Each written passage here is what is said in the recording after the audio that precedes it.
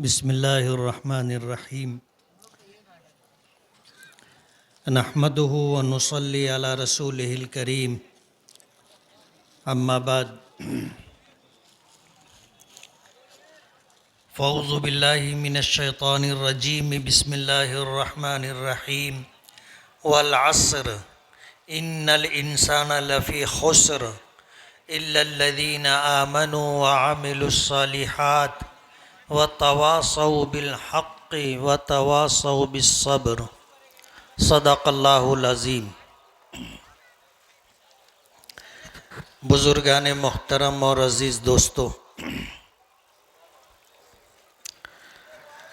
अल्लाह पाक का बेपनाह करम और एहसान है कि आज से साल भर पहले हम इस मकाम पर ईद की नमाज़ अदा करने के लिए आए थे। साल गुज़र जाने के बाद अल्लाह पाक ने हमें फिर मौका दिया और हम दोबारा यहाँ ईद की नमाज़ अदा करने के लिए जमा हुए।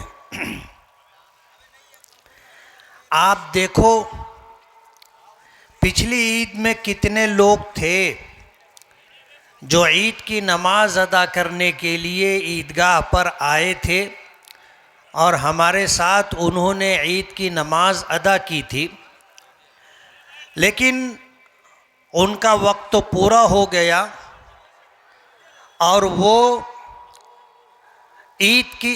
आज ईद की नमाज़ के लिए हमारे दरमियान नहीं है। एक सामने वाले सब बैठ जाओ। ए प्यारे बैठ।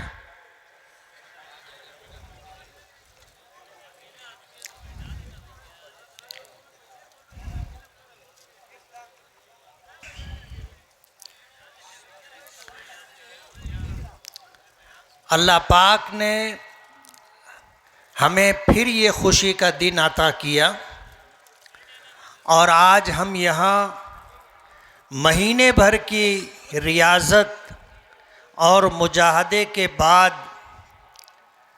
इनाम की रात गुजार करके यहाँ आए हैं। ये वो जगह है कि जब हम यहाँ ईद की नमाज के लिए आते हैं तो अल्लाह पाक के फरिश्ते रास्ते में हमारा इस्तकबाल करते हैं, हमारे लिए दुआ करते हैं और अल्हम्दुलिल्लाह हमें ये बताया गया कि ईदगाह पर ईद की नमाज के मौके पर हम जो दुआ करते हैं अल्लाह पाक उन तमाम दुआओं को कबूल फरमाते। ईद की नमाज या ईदगाह की हाज़िरी कोई मामूली अमल नहीं है, ये बहुत बड़ा अमल है। आज का ये दिन हमारे लिए खुशी का दिन है। आज के दिन को ईदुल फित्र कहा जाता है।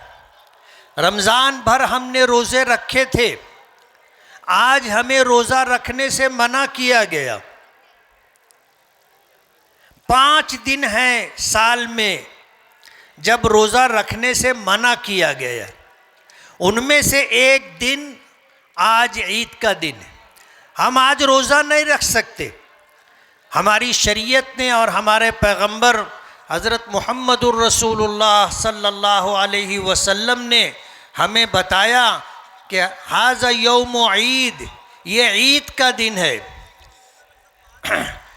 इन्नहु यौम अक्लिन व शुरबिन व बिआल, कि ये दिन रोज़ा रखने का दिन नहीं है।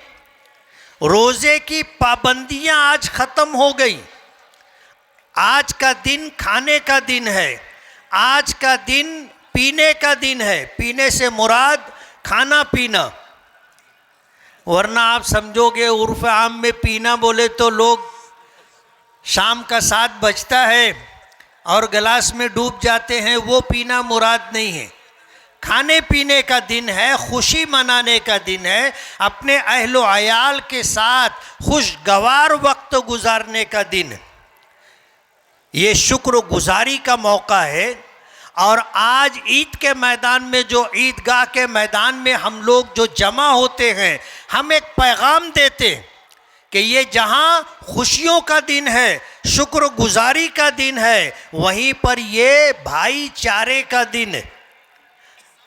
हमें हुक्म दिया गया कि हम ईद की नमाज के लिए आएँ तो सदक़े फ़ित्र दे करके आएँ, ताकि हम में जो गरीब लोग हैं उन तक हमारा सदक़े फ़ित्र पहुंच जाए, तो वो और उनके अहलो अयाल भी ईद की इस खुशी में हमारे साथ शरीक रहे।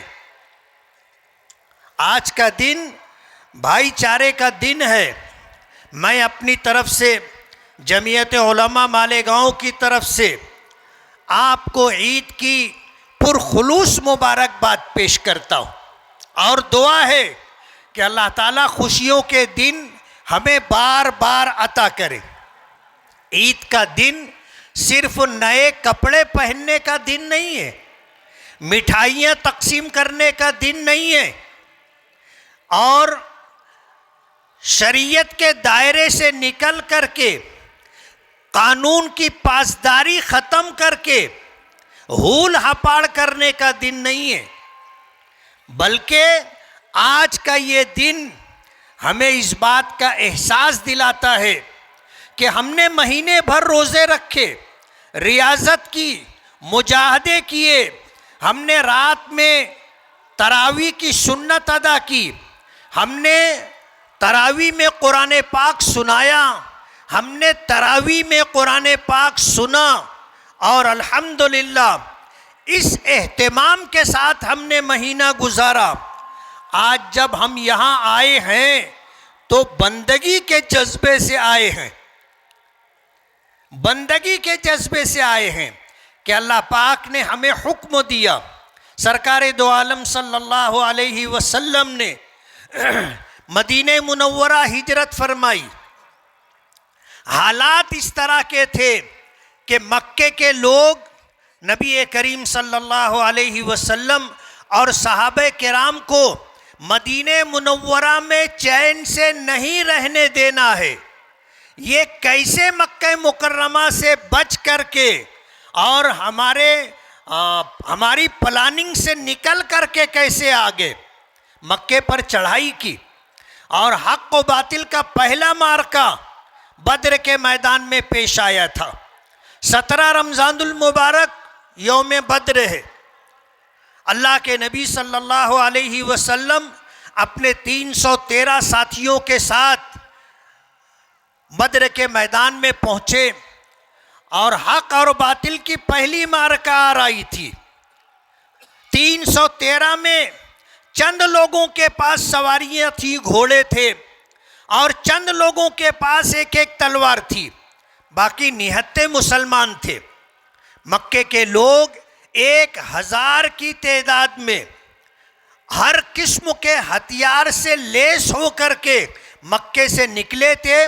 मदीने मुनव्वरा में मुसलमानों पर हमला आवर होना और मदीने की ईंट से ईंट बजा देने का प्रोग्राम था। नबी करीम सल्लल्लाहु अलैहि वसल्लम पहुँचे और हक और बातिल की मारका आराई हुई। अल्लाह की मदद शामिल हाल थी और 313 निहत्ते मुसलमान अल्लाह का नाम लेकर के शहादत के जज्बे के साथ आप मैदान में डटे रहे, और अल्हम्दुलिल्लाह अल्लाह की मदद आई और मुसलमानों को अल्लाह पाक ने फतेह अता फरमाई। ये तारीख़ का एक हिस्सा है। मैं आपको इख्तिसार में ये बता रहा हूँ कि आप इस तारीख़ को, ग़ज़वे बद्र की तारीख़ को पढ़िए, आपको अंदाज़ा होगा कुरान करीम में अल्लाह पाक ने फरिश्तों की मदद भेजी थी, इसका तस्करा फरमाया है। हम तो ये मानते हैं कि सुपर पावर सिर्फ अल्लाह की ज़ात है। वो जो चाहता है इस कायनात में वही होता है। लोग दावा करते हैं और उस दावे में कितने सच्चे हैं हालात बता देते। आज पूरी दुनिया में चर्चा है कि ईरान पर इस्राइल और अमेरिका ने हमला किया बगैर किसी वजह के। उनके अपने मफादात थे। ईरान कोई छोटा मुल्क नहीं है, उसका एक तारीखी पस मंजर है। सदियों से 1000 साल 2000 साल पुरानी सल्तनत है, जिस आज से 1400 साल पहले जब हमारे आका जनाब रसूलुल्लाह सल्लल्लाहु अलैहि वसल्लम को नबूवत और रिसालत अता की गई, उस वक्त दुनिया वालों की निगाहों में 2 सुपर पावर ताकत थी, रूम और फारिस। फारिस बोले तो ईरान, रूम बोले तो यूनान। ये सुपर पावर ताकतें थी, जैसे आज अमेरिका और रूस है। लेकिन उस वक्त भी अल्लाह पाक ने उनको नीचा दिखाया था। एक तारीख है, इस्लामी तारीख आप पढ़िए, आप देखिए आज की सुपर पावर ताकत, 2 सुपर पावर ताकतें अमेरिका और इस्राइल आलमी पैमाने पर दादागिरी। अभी पिछले दिनों आपने सुना होगा, यूरोप का एक छोटा सा मुल्क है वेनेजुएला, अमेरिकी फौजों ने अमेरिकी सदर के हुक्म पर वहाँ के सदर और उनकी बीवी को अगवा कर लिया। जाते हैं, उनको राजमहल से उठा करके अमेरिका लेकर के चले जाते हैं और जेल की सलाखों के पीछे डाल देते। वो समझ रहे थे कि ईरान में भी ऐसा ही कर लेंगे, लेकिन उन्हें पता नहीं कि ईरान एक ऐसी ताकत है और ईरान के रहने वाले लोग ऐसे लोग हैं जो इज्जत और वकार की मौत को जिल्लत वाली जिंदगी पर तरजीह देते। मरना पसंद है, लेकिन इज्जत और वकार के साथ मरना पसंद है। जलील रहते हुए जिल्लत के साथ जिंदगी गुजारना उनको पसंद नहीं है।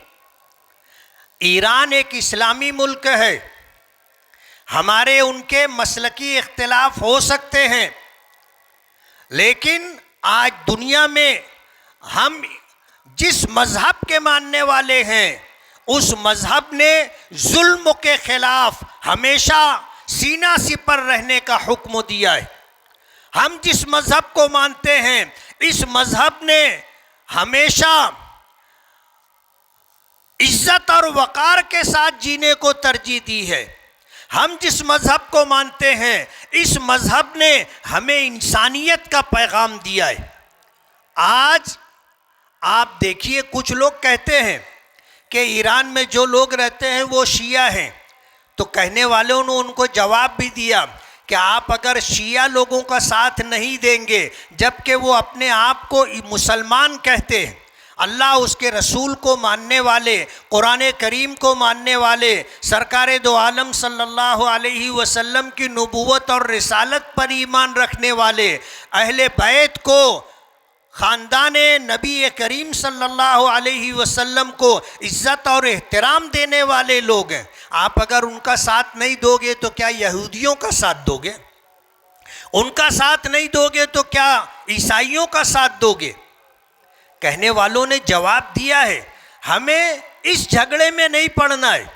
आप देखो, दादागिरी की भी इंतहा होती है।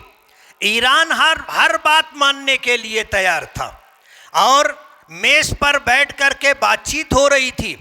आपने ताकत के जोम में ईरान के सुप्रीम लीडर को आपने टारगेट किया, जबकि आप एक तरफ जिनेवा में बैठ के बात भी कर रहे हैं। ये तो धोखा है।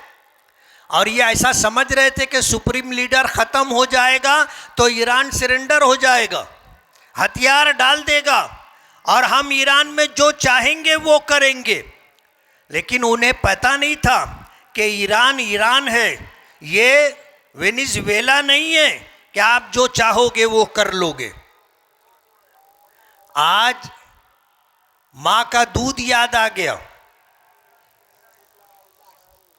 ईरान ने जिस तरह मुकाबला किया और अपने हक के लिए जिस तरह लड़ रहा है, उसने इस्राइल और अमेरिका को नाकों चने चबवा दिया।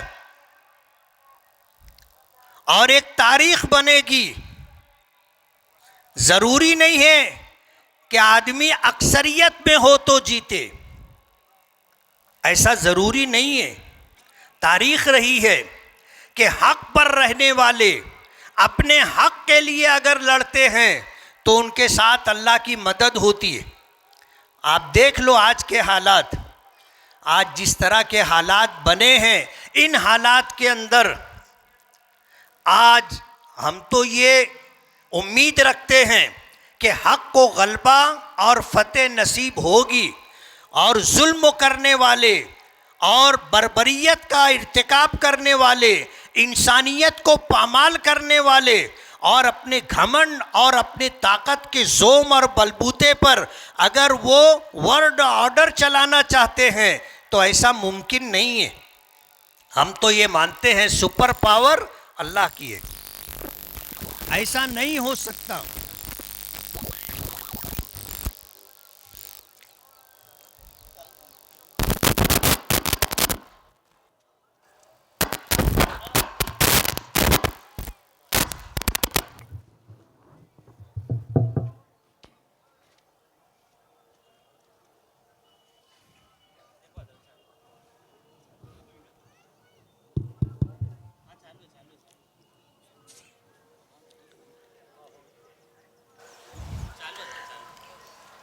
ऐसा मुमकिन नहीं है जैसा आप समझ रहे थे कि एक दिन और 2 दिन के अंदर हम ईरान को घुटनों पर लेकर के आ जाएंगे, ऐसा मुमकिन नहीं है। आज 20-22 दिन हो गए और जिस ताकत और हिम्मत के साथ, जिस जुर्रत और बहादुरी के साथ ईरान मुकाबला कर रहा है, दुनिया हैरान है। हमें हैरानी नहीं है। कहते हैं ना कि जो आदमी मौत से नहीं डरता, दुनिया उससे डरती है। जो आदमी मौत से नहीं डरता, दुनिया उससे डरती है। हज़रत अली रज़ी अल्लाह ताला अन्हु का बहुत मशहूर कौल है, जब मुबाज़रत हुई और 2 लश्कर आमने सामने थे तो 1 बाय 1 का जो मुकाबला होता है, मुशरिकीन मक्का की तरफ से एक शख्स निकला जो उस ज़माने में अपने वक्त का सबसे बड़ा ताकतवर पहलवान माना जाता था। उसके मुकाबले के लिए हज़रत अली रज़ी अल्लाह ताला अन्हु को नबी करीम सल्लल्लाहु अलैहि वसल्लम ने भेजा। तो वो कहने लगा, तू मुझे पहचानता है मैं कौन हूँ? मैं मरहब हूँ और 1000 आदमियों का अकेले मुकाबला करता हूँ। तू तो बच्चा है, तू मेरे मुकाबले में आया है। तो हज़रत अली रज़ी अल्लाह ताला अन्हु ने जवाब दिया था कि मैं अली हूँ, इब्ने अबी तालिब हूँ। मैं वो शख्स हूँ जिसको मौत ज़िंदगी से ज़्यादा अजीज़ है। और मुकाबला हुआ, अल्लाह पाक ने हज़रत अली को कामयाबी अता की और मरहब को जान से हाथ धोना पड़ा। हज़रत अली ने गर्दन उतार ली। ईरान के रहने वाले ईरानी हज़रत अली रज़ी अल्लाह ताला अन्हु को अहमियत और फ़ौक़ियत देते हैं। वो मौत को तरजीह देंगे, ना झुके हैं ना झुकेंगे। अगर तुम ऐसा मुतालबा करोगे कि तुम सरेंडर हो जाओ तो ऐसा मुमकिन नहीं है। आलमी पस मंज़र में आप देखिए, ये कानून की धज्जियाँ उड़ाई जा रही है, बैनुल अक़वामी कानून की मुखालफत की जा रही है। आप जिस पर चाहें जब चाहें हमला कर दें, उसके सुप्रीम लीडर को मार दें, ये कौन सा तरीका है? इतनी दादागिरी और इस तरह के हालात, आज दुनिया इसको बर्दाश्त नहीं कर सकती।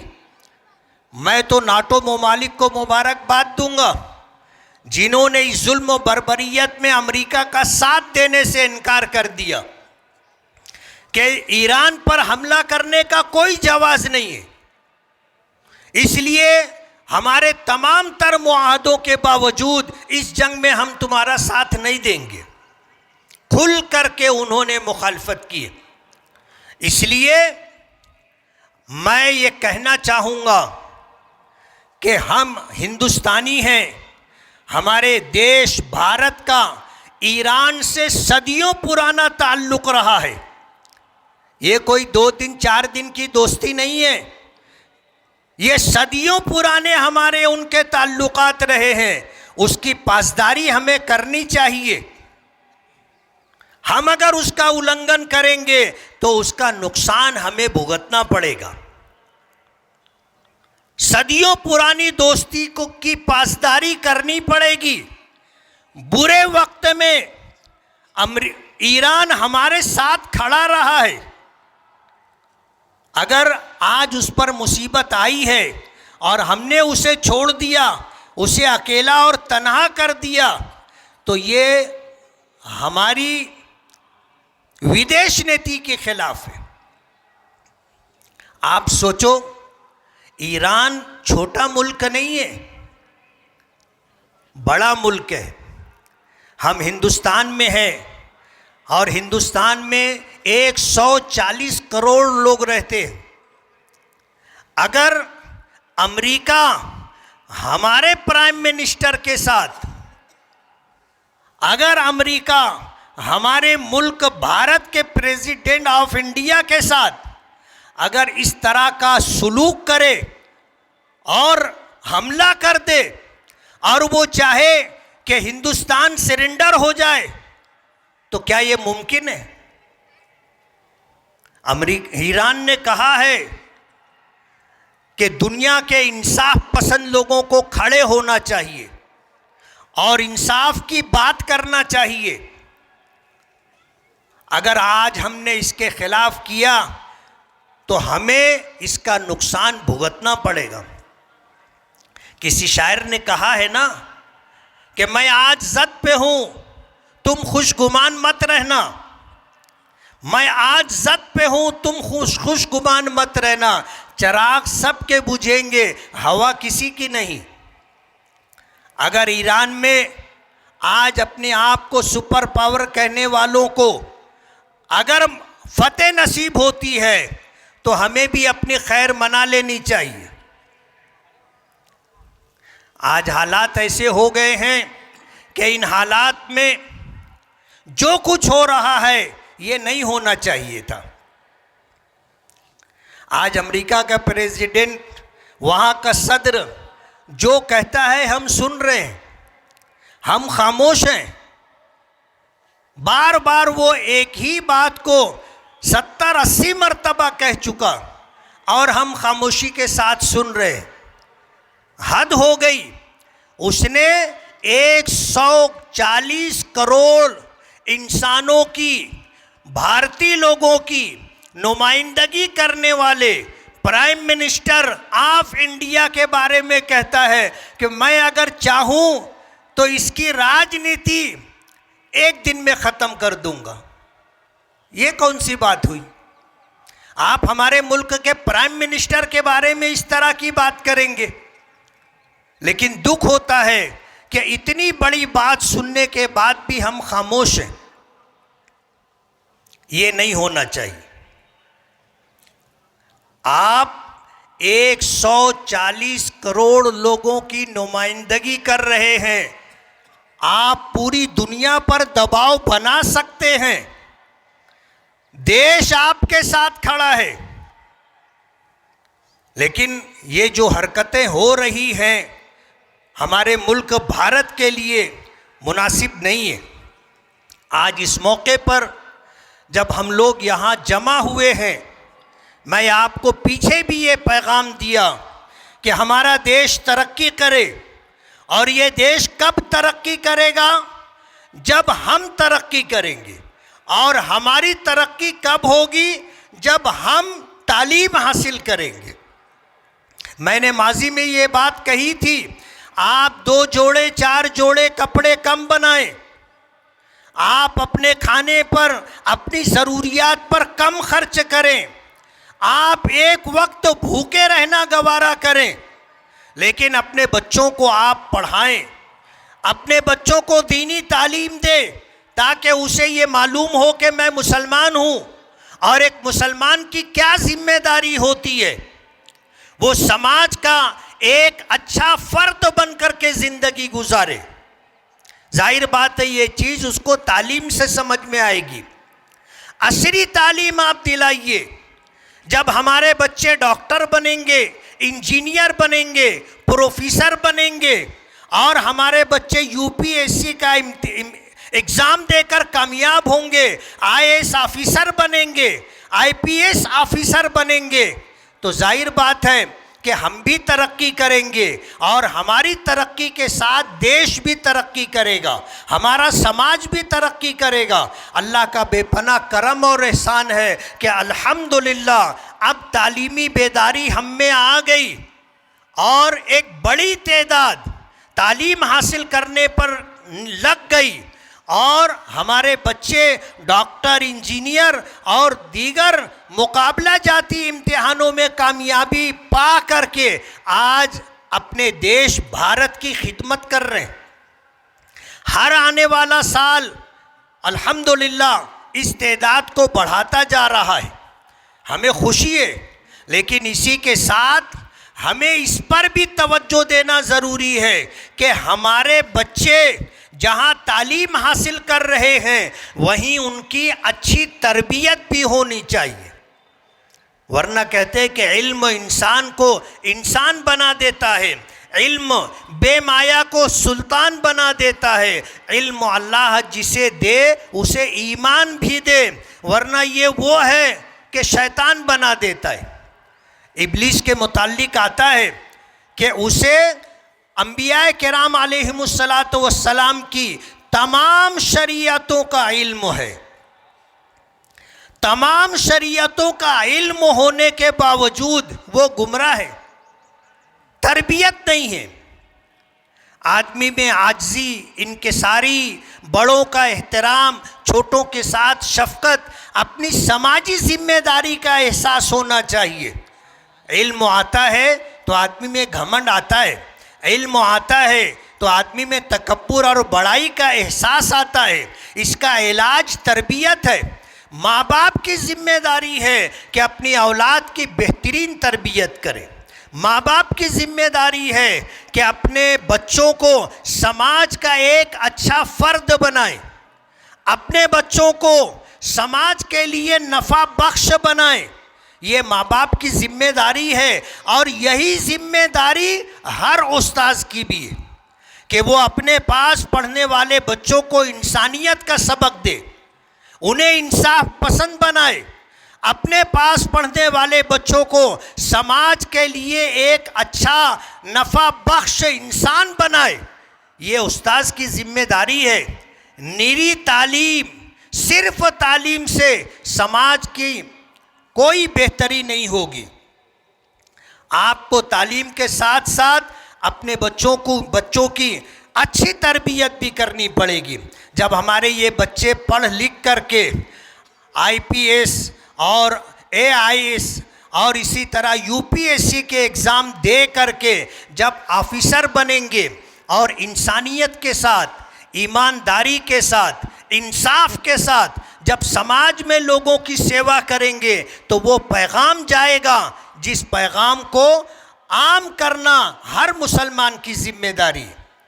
अल्हम्दुलिल्लाह तालीमी मेयार तो बढ़ता जा रहा है, लेकिन इस सिलसिले में हमारी जिम्मेदारी है, बड़ी जिम्मेदारी उलमाए किराम की है कि वो मस्जिद की मिंबरों मेहराब से नमाज पढ़ने वाले, नमाज के लिए आने वाले लोगों को अच्छे अखलाक की तालीम दें, उन्हें इंसाफ की तालीम दें, उन्हें दीनी और दुनियावी तालीम का शौक़ और रग़बत दिलाएं और समाज में एक बेहतर फ़र्द बन कर के इंसान ज़िंदगी गुजारे, लोगों की बेहतरीन तरबियत की फ़िक्र करें। ये अइम्मा किराम की ज़िम्मेदारी है। आज इस मैदान से मैं अइम्मा किराम और उलमा किराम को एक पैगाम देना चाहता हूँ। आप इमामत कीजिए, आप मुसलमानों के बच्चों को दीन की तालीम दीजिए, उनकी तरबियत कीजिए। आपने अपनी दीनी जिम्मेदारी, अपनी शरई जिम्मेदारी पूरी कर ली, लेकिन आपको अपने बारे में भी सोचना है। आप दीन की खिदमत करो और पूरी तुंदही और ईमानदारी के साथ करो, लेकिन उसी के साथ साथ आप कोई कारोबार भी करो। आप कोई कारोबार भी करो ताकि आपकी मोहताजगी ख़त्म हो, मोहताजगी ख़त्म हो। मैं समाज में बसने वाले हर नेक दिल इंसान को ये पैगाम देना चाहूँगा कि आप देखिए दुनिया की दूसरी कौमें अपने उलमा की और अपने अकाबिरीन की किस तरह इज्जत और किस तरह उनका एहतराम करती। हमें भी अपने उलमा का और अइम्मा का एहतराम करना चाहिए। सिर्फ रमज़ान में चंद हज़ार रुपये नजराने के नाम पर जो आप दे देते हैं, इससे अइम्मा और उलमा का कोई भला नहीं होता। उन अइम्मा और उलमा को आप हमेशा अपने साथ रखें, उनका सहारा बन करके, उनके मददगार बन करके आप ज़िंदगी गुजारें। आप अगर इस तरह करोगे, अपने उलमा को, अइम्मा को इज़्ज़त दोगे, आपको भी इज़्ज़त मिलेगी। जब हमारे बड़े और दीनी रहनुमा पुरसुकून ज़िंदगी गुजारेंगे तो वो हमारे बच्चों की सही मानों में दीनी तरबियत कर सकेंगे। मैं आज इस ईदगाह के मैदान से आपको ये पैगाम देना चाहता हूँ, ख़ास तौर पर अपने नौजवानों को, कि आप मुल्क का मुस्तकबिल है, आप अपने समाज का मुस्तकबिल हैं। आपको अपनी जिम्मेदारी समझना चाहिए। आपको आपके माँ बाप ने दीनी तालीम देकर, असरी तालीम देकर आपको समाज के लिए खिदमतगार बनाया है। आप अपनी जवानी को ज़ाया और बर्बाद ना करें। आप देश का मुस्तकबिल हैं, आप शहर का मुस्तकबिल हैं, आप अपने ख़ानदान और अपनी फैमिली का मुस्तकबिल हैं। आपका गुमराह हो जाना, आपका ज़ाया और बर्बाद हो जाना देश का भी नुकसान है, शहर का भी नुकसान है, आपके ख़ानदान और आपके घर का भी नुकसान है। आपको अपनी जवानी की कद्र करनी चाहिए, समाज का एक बेहतर फ़र्द बनकर रहना चाहिए। ये गुटखे की लत और नशे की लत और जुए की लत और बेराह रवी, गुनाहों के साथ ज़िंदगी गुजारना, ये आपको ज़ेब नहीं देता, ये हमारी तहज़ीब नहीं है। हमारे पैगंबर ने फरमाया है कि मैदान महशर में अर्श इलाही का साया जिन 7 लोगों को नसीब होगा, उसमें वो नौजवान भी है जिसकी जवानी अल्लाह की इबादत में गुजरी हो। मौत बरहक है, कोई हमेशा रहने वाला नहीं है। हर गुज़रता दिन आपकी ज़िंदगी से, आपकी उम्र से एक एक दिन कम करता जा रहा है और आप मौत के करीब होते जा रहे हैं। हमारे यहाँ ये अक़ीदा नहीं है आवागवन का कि हमें दोबारा फिर पैदा किया जाएगा। हमारा ये अक़ीदा है, इस दुनिया में हम आए हैं, ये हमारा आना पहला और आखिरी मर्तबा आना है। जैसे हम माँ के पेट में थे, वापस जा सकते? नामुमकिन है। जानवर के थन से दूध निकल गया, दुनिया की कोई ताकत उसे दोबारा थन में वापस नहीं भेज सकती। जिस तरह माँ के पेट से गुजर करके हम आ गए, वापसी नहीं है, इसी तरह इस दुनिया से गुजर जाएंगे, वापसी नहीं है। ये पहला और आखिरी मौका है। आपको इसी में अपनी आखिरत बनानी है या बिगाड़नी। दोबारा आपको दुनिया में नहीं भेजा जाएगा। जहन्नम में जाने वाले दुनिया में वापस आने की तमन्ना करेंगे कि अल्लाह एक मर्तबा हमें फिर दुनिया में भेज दे, हम जाएंगे तो फिर तेरी कभी नाफरमानी नहीं करेंगे। लेकिन कुरान करीम ने उनको जवाब दे दिया कि ऐसा नामुमकिन है। हमने तुम्हें समझाने के लिए हमने डराने वाले भेजे थे। अवलम नुअम्मिरकुम मा यतज़क्करु फीह व मन तज़क्करा फ़क़द जाअकुमुन नज़ीर। तुम्हारे पास डराने वाले आए थे और हमने तुमको समझने के लिए मौका दिया था। आज जराइम और कराइम को आप अगर देखें तो मुझे माफ़ करें, एक बड़ी तादाद हमारे मुस्लिम नौजवानों की है, मुस्लिम नौजवानों की है। नशे का कारोबार करने वाले, जुआ खेलने वाले, समाजी बुराइयां करने वाले, अजीब व गरीब समाजी बुराइयां आज हमारे समाज में दर आई हैं। उसकी तफसील में जाने का मौका नहीं है, लेकिन समाज को बनाना संवारना हमारी जिम्मेदारी है। आज हमारा शहर इन जैसे मुद्दों को लेकर के बदनाम है। आप देखो शहर के अंदर अतिक्रमण बढ़ता जा रहा है। रास्तों को अपने रास्तों पर कब्जा करके अतिक्रमण करके उसको इस्तेमाल किया जा रहा है। रास्ते तंग किए जा रहे हैं और हम मुसलमान इसमें बदनाम हैं। जबकि हमारी शरीयत ने ये बताया कि अगर किसी की एक बालिश्त ज़मीन पर आपने कब्ज़ा कर लिया तो कल क़यामत के दिन 7 ज़मीनों का तौक बना करके आपके गले में डाला जाएगा। 7 ज़मीनों का तौक बनाकर आपके गले में डाला जाएगा। जाहिर बात है ये कितनी बड़ी मुसीबत होगी आप अंदाज़ा नहीं कर सकते। मैं आपको बताना चाहता हूँ, हम में बहुत सारे लोग हैं जिन्होंने शहर में अतिक्रमण किया है। रास्ता राहगीरों का हक है। आम इंसान उसकी गुजरगाह है, ये आपने उस पर कब्जा करके रास्ता तंग कर दिया। मतलब ये कि पूरे शहर में रहने वाले इंसानों के हक पर आपने कब्जा कर लिया। ये एक ऐसा जुर्म और गुनाह है कि आप अगर माफ़ी चाहोगे तो माफ़ी मिलना मुश्किल है। आप किससे माफ़ी मांगोगे? आपने रास्ते पे कब्जा करके शहर भर के लोगों के हक पर कब्जा कर लिया है। ये हमारी शरीयत की तालीमात के खिलाफ है। आप यहाँ से अहद करके जाएं कि हम अतिक्रमण नहीं करेंगे, और अगर अतिक्रमण हमने कर लिया है तो हम अतिक्रमण ख़त्म करेंगे।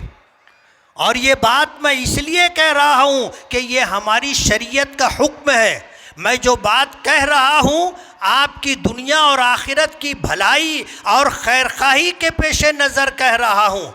आपने जिन ज़मीनों पर कब्ज़ा कर लिया, अतिक्रमण कर लिया, आपने शहर भर के रहने वालों के हक पर कब्ज़ा कर लिया है, आपको माफ़ी मिलना मुश्किल हो जाएगी।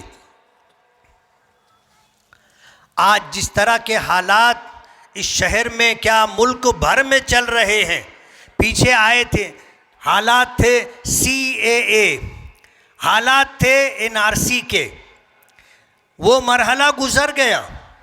मैं आपसे पूछना चाहता हूं कि CAA और NRC से आपका क्या बिगड़ा? अब SIR आया है। आप घबराइए मत, आपको डरने की, खौफ खाने की कोई ज़रूरत नहीं है।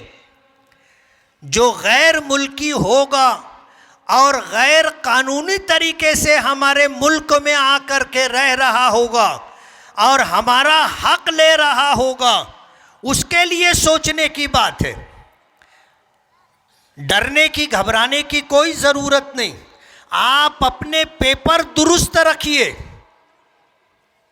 और अल्हम्दुलिल्लाह हमारे पास पेपर हैं, कागजात हैं, हमारे पास जन्म दाखला है, हमारे पास LC है, हमारे माँ बाप हिंदुस्तानी हैं, उनके पास जन्म दाखला है, हमारे माँ बाप के पास जायदाद ख़रीदी है तो जायदाद का जो है ख़रीदी ख़त है, ये हमारे हिंदुस्तानी होने का सबूत है।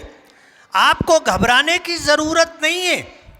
आप कागजात दुरुस्त कीजिए। अगर आपके कागजात दुरुस्त हैं तो कोई आपको देश से निकाल नहीं सकता, कोई आपको जो है ओपन जेल में डाल नहीं सकता। आप वोटर लिस्ट में आपका नाम रहे, इस सिलसिले में आपकी बेदारी ज़रूरी है। आप देखिए कि वोटर लिस्ट में आपका नाम है या नहीं। अगर है तो वो नाम बाकी रहे, इसकी आप फिक्र कीजिए।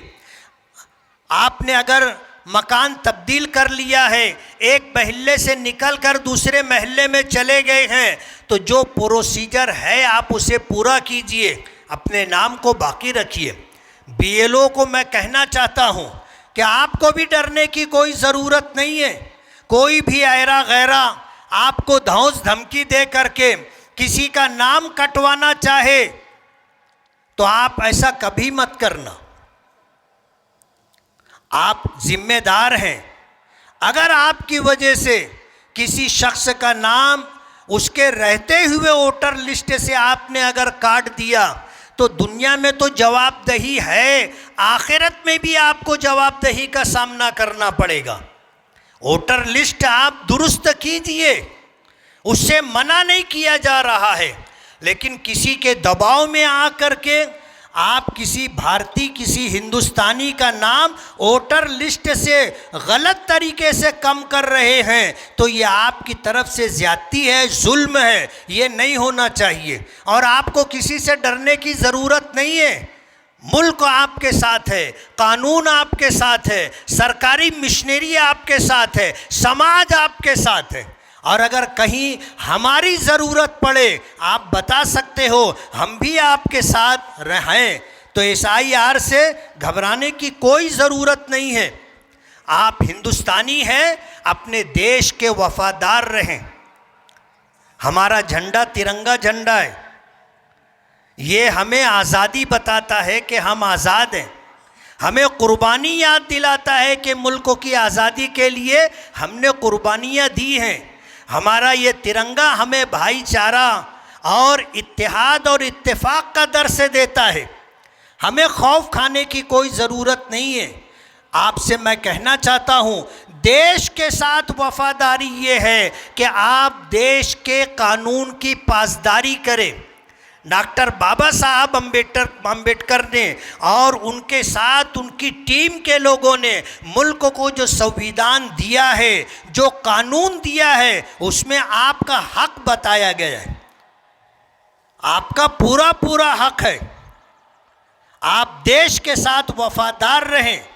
और मैं आपको ये कहना चाहता हूँ कि कानून की पासदारी करें। किसी भी मोड़ पर आप कानून हाथ में ना ले, आप कानून की खिलाफ वर्जी ना करें। माजी आदमी का पीछा नहीं छोड़ता। अगर आपने कोई गैर कानूनी काम किया है, आज नहीं तो कल आप कानून के दायरे में आएंगे। आप ऐसा ना समझें कि कोई देखता नहीं है, देखता है। कानून की नज़र होती है, समाज की नज़र होती है। आप देखो, एप्स्टीन फाइल कहाँ की फाइल थी, किसने वो काम किया था? आप ऐसा समझ रहे थे कि किसी को पता नहीं है। हमारे बड़े कहते हैं कि दीवारों को कान होता है। मैं कहता हूं कि दीवार को आंख भी होती है। अगर कान है तो आंख भी होगी। दीवार अगर सुन सकती है तो देख भी सकती है।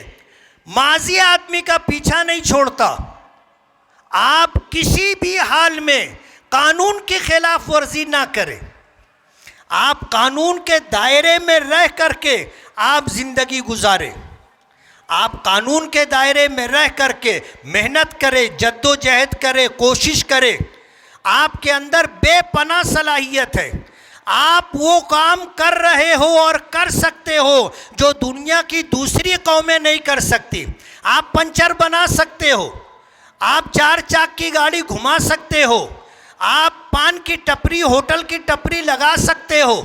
ये काम हम करते हैं।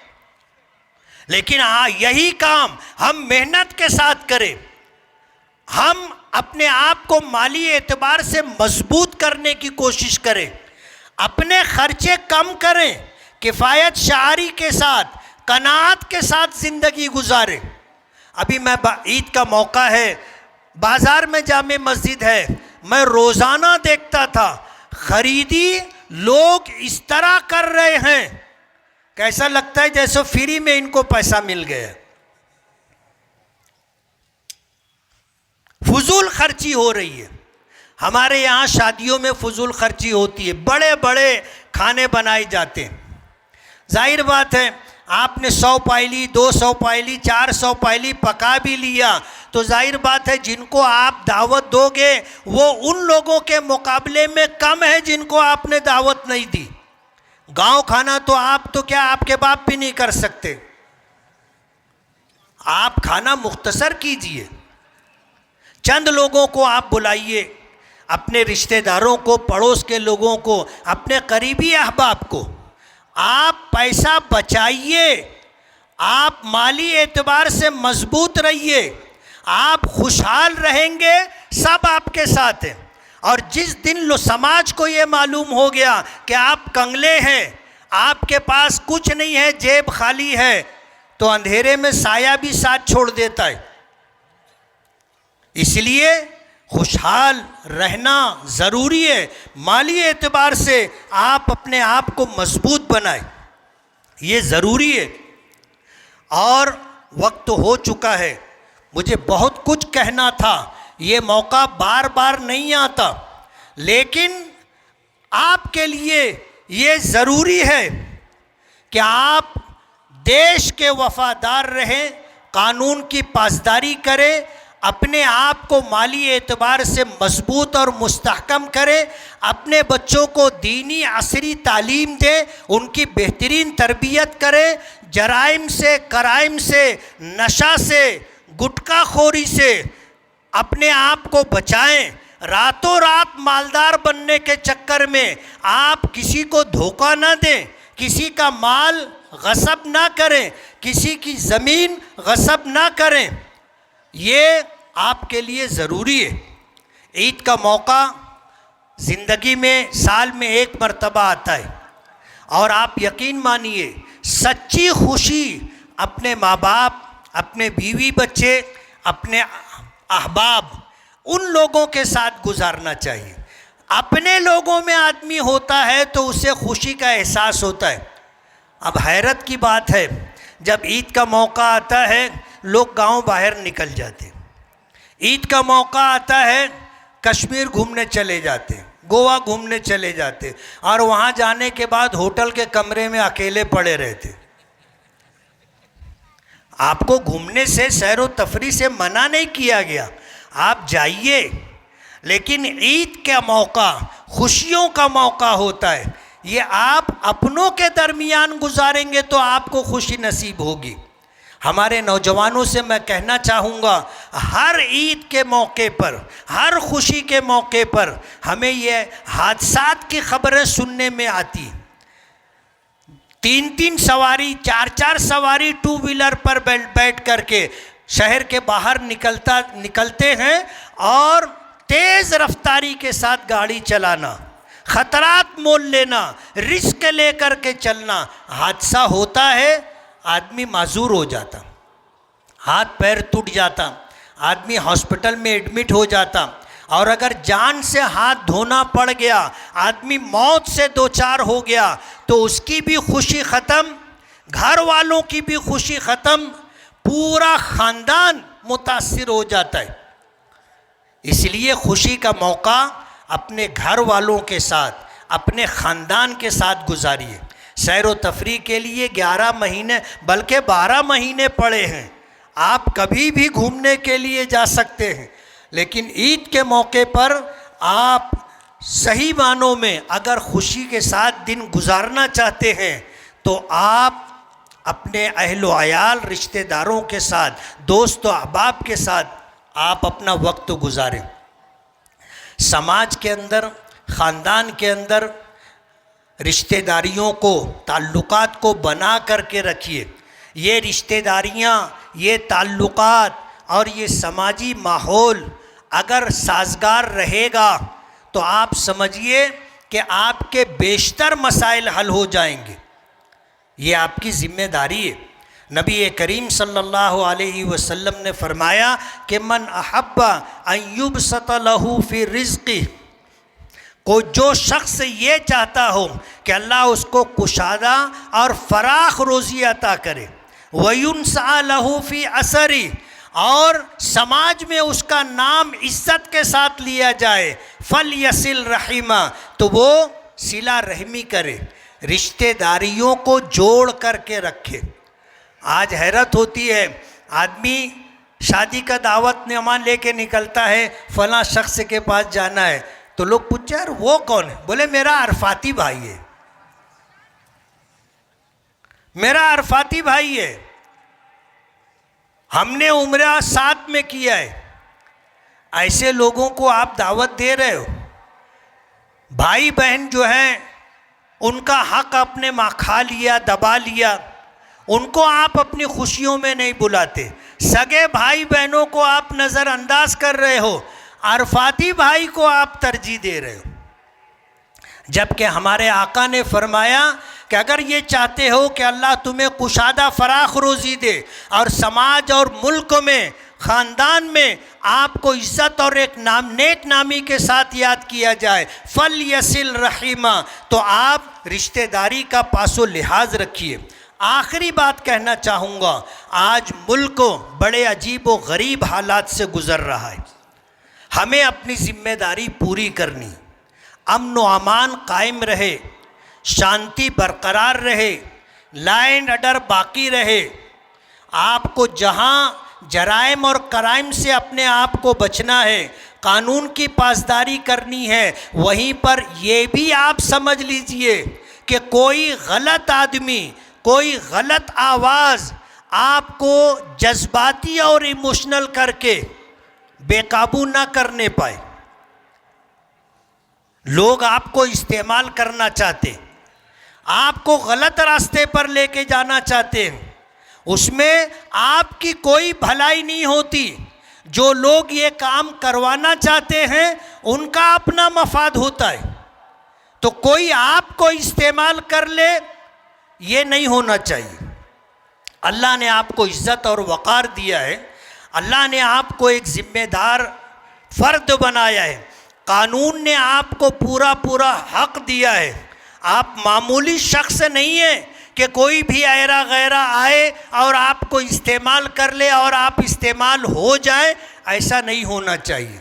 किसी के बहकावे में ना आए, आप सोच समझ करके कोई इक़दाम करें, सोच समझ करके कुछ कहें और सोच समझ करके कुछ करें। जज्बात में आकर बेकाबू हो करके जो काम होता है वो हमेशा नुकसान का बाइस होता है। इसलिए आपकी जिम्मेदारी है, कुछ भी करने से पहले और कुछ भी बोलने और कहने से पहले आप ये देखिए कि मुझे ये कहना है या नहीं कहना है, और मुझे अपनी क्या जिम्मेदारी है उसे किस तरह पूरा करना है, ये हमारी जिम्मेदारी है। अल्लाह का बहुत बड़ा एहसान है, अल्लाह ने हमें ईमान की दौलत दी और एक कामिल दीन इस्लाम की शक्ल में हमें अता किया, और ज़िंदगी के हर मोड़ पर हमारी रहनुमाई की है, हमें बताया है कि तुम्हें क्या करना है। हत्ता के हमारे दीन और हमारी शरीयत ने हमें पेशाब पाखाना करने का तरीक़ा भी बताया है, हमें खाने का तरीक़ा भी बताया है, सोने का तरीक़ा भी बताया है, रास्ते पर गुज़रगाह पर चलने का हमें तरीक़ा और उसकी तालीम भी दी है। दुनिया में कोई मज़हब इस्लाम जैसा मज़हब नहीं है जिसने मुकम्मल तालीम दी हो। एक वाहिद दीन है, धर्म है इस्लाम, जिसने अपने मानने वालों को पैदाइश से लेकर के मौत तक, सुबह से लेकर के शाम तक और शाम से लेकर के सुबह तक इबादत हो, मुआमलात हो, मुआशरत हो, मईशत हो, ज़िंदगी के तमाम शोबों में मुकम्मल रहनुमाई की। इसलिए आपको इधर उधर देखने की ज़रूरत नहीं है। आप अपनी शरीयत पर नज़र रखें, अल्लाह उसके रसूल के अहकामात को पेश नज़र रखें, आपको हर मुश्किल वक्त में रास्ता मिलेगा। अल्लाह की ज़ात पर तवक्कुल और भरोसा, वमन यतवक्कल अलल्लाहि फहुव हस्बु, जो अल्लाह पर तवक्कुल और भरोसा करता है अल्लाह पाक उसके लिए काफ़ी है। वमन यत्तक़िल्लाह यजअल लहू मखरजा, जो आदमी अल्लाह से डर कर ज़िंदगी गुजारता है अल्लाह ताला उसके लिए हर तंगी में रास्ता बना देते। इसलिए अपने अहलो अयाल की दुनिया और आखिरत बनाने के लिए आपको अपने दीन धर्म इस्लाम पर अमल करना होगा और इस्लामी तकाज़ों के मुताबिक ज़िंदगी गुजारनी होगी। आपने अगर इस तरह ज़िंदगी गुजारी तो इंशाअल्लाह आपकी दुनिया भी बनेगी, आखिरत भी बनेगी। दुनिया में भी आप सुरखरू और कामयाब होंगे और आखिरत में भी इज़्ज़त व कामरानी सरफराजी आपका कदम चूमेगी। व आखिरु दावाना अनिल हम्दुलिल्लाहि रब्बिल आलमीन। सफ़े दुरुस्त फरमा ले।